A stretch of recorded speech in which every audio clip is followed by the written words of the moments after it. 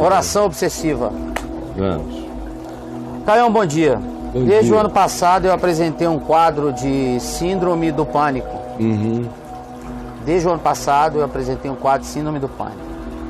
E além de pensamentos ruins, eu tive muita insônia. Um pastor me disse, pastor, que eu precisava orar mais, sabe? É que tinha um demônio fazendo reboliço no meu portão. O cara tá com síndrome do pânico e ainda recebe aconselhamento de um pastor que diz que ele tem que orar mais porque isso é um demônio. Que tinha um demônio fazendo reboliço no meu portão. No seu portão, No portão do cara, né? a alma dele, da mente Na dele, porta da casa dele. da porta da casa. É, cara. Ai, Tinha um demônio na porta da casa dele. tá bom. Ia lá todo dia, tipo um demônio carteiro. Passa. Ai, Jesus. Então eu comecei a orar muito, sabe, Aí cara? piora, não é?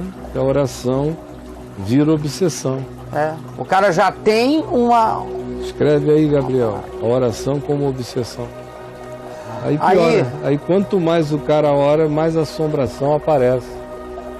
Porque ele ora pela assombração. E aí a oração fixa a assombração nele, ó. Sim. 20 registros de oração Como obsessão. Vamos lá.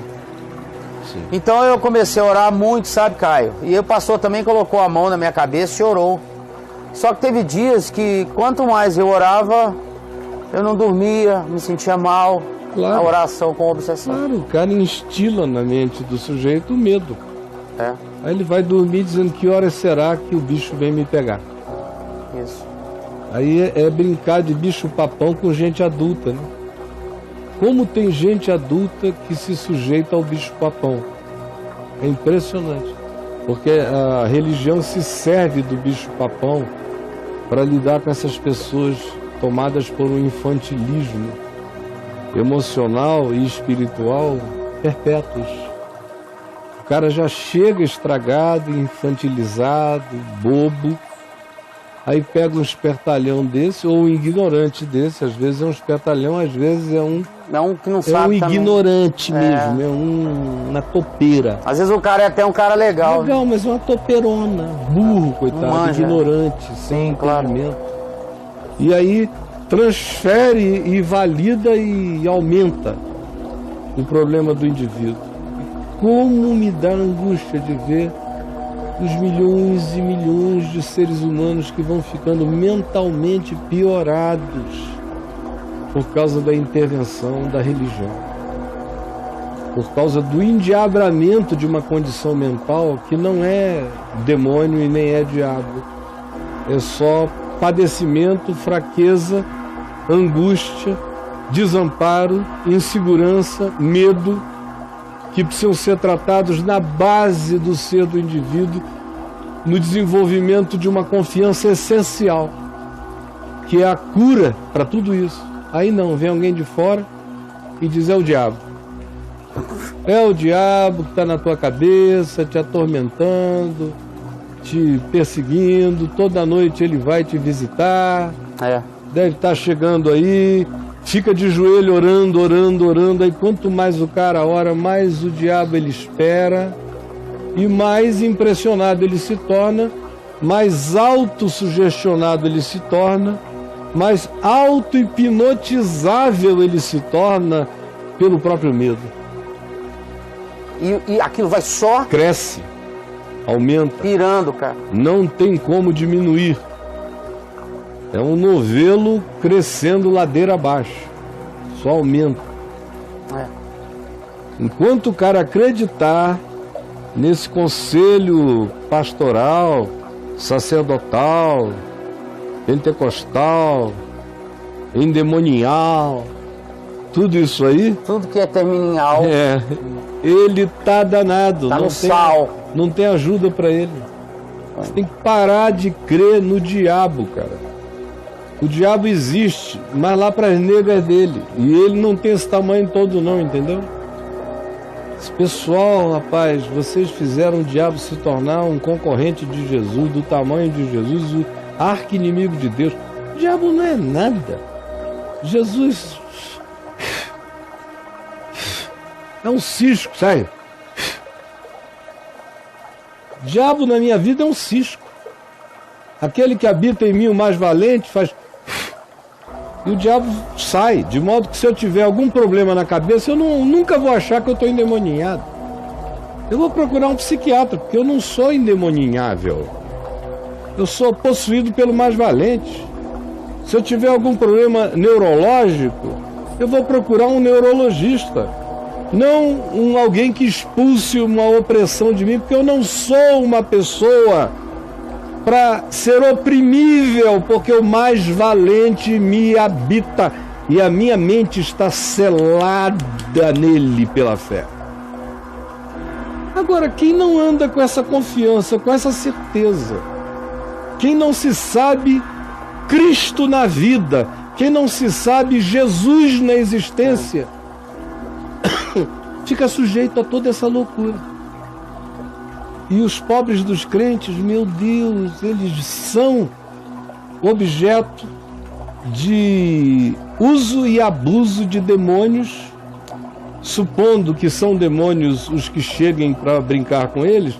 Eles são os palhacinhos, os bonequinhos, os fantoches de Satanás. Os crentes, porque são amedrontados, apavorados, ignorantes, assombráveis, duvidosos, claudicantes, não têm fé, agora têm, depois não têm, portanto não têm. Vivem de crenças sem fé e crenças que não estimulam a fé como âncora de segurança para a vida. Estimulam aquela fé que vai depender de como você esteja, se você deu dízimo ou não deu dízimo, se você está frequentando ou não está frequentando. Isso não é fé, isso é paganismo. São crenças pagãs dadas a você como se fossem evangelho, mas você é só um bobo sendo enganado.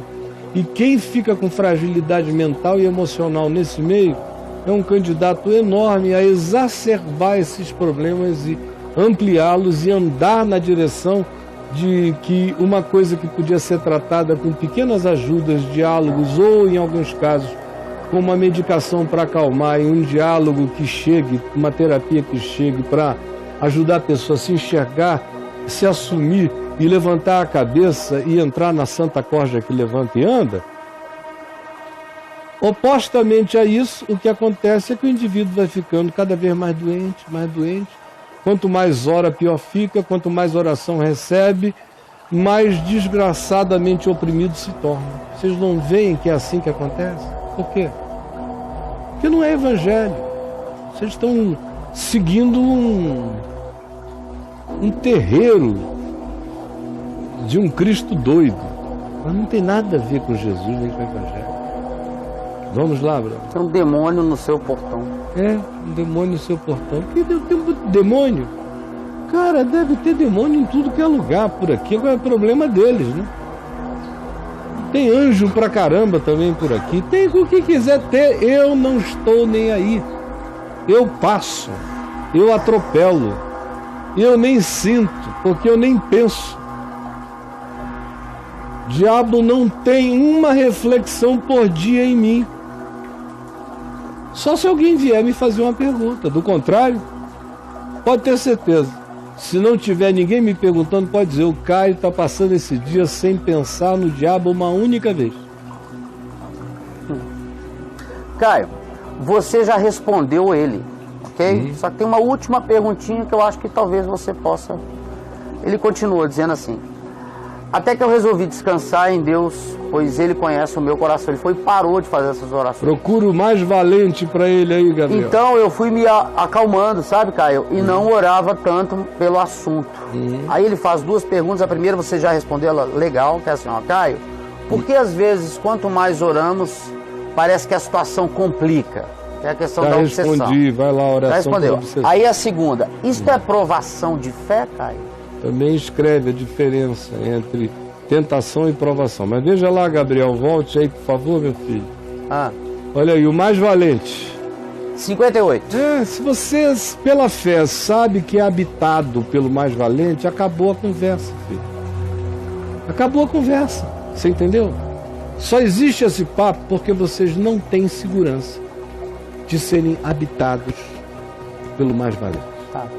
Quem tem, não tem esse assunto, não tem perguntas, já passou da morte, já passou do diabo para a vida, né?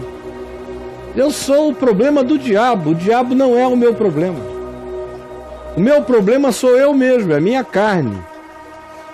Eu em Cristo sou o problema do diabo. E a minha carne é o meu problema.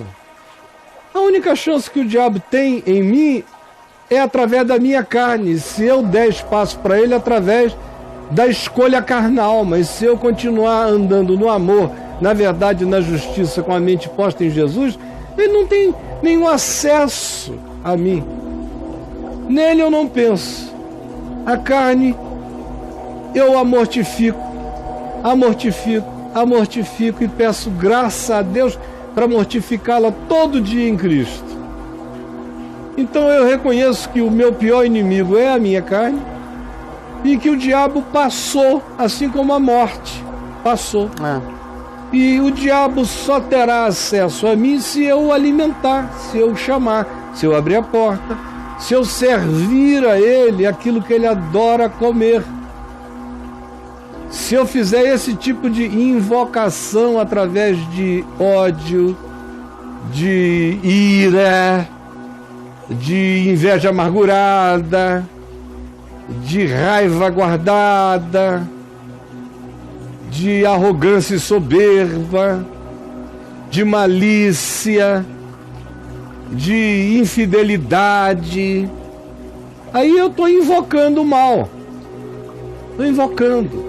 E o que já é mal em si, recebe aquela adição, aquela unção maligna, pela permissão que eu dei, pela prática que eu escolhi. Portanto, continua a ter exclusivamente tudo a ver comigo e não com o diabo. Não, queridos, é o mais valente que habita em mim. E o diabo não passa pela minha cabeça. Eu ando ocupado pelo Evangelho, por Jesus e pelo que possa ser útil à vida. Tentação e provação, deu 6 registros, você pediu para olhar. A diferença entre tentação e provação. Eu coloquei só tentação e provação. Se quiser eu escrevo. A diferença. Diferença entre tentação e provação, né? 2. Vai mais específico. Tá, ó. Lê os 2 aí, vai saber, né?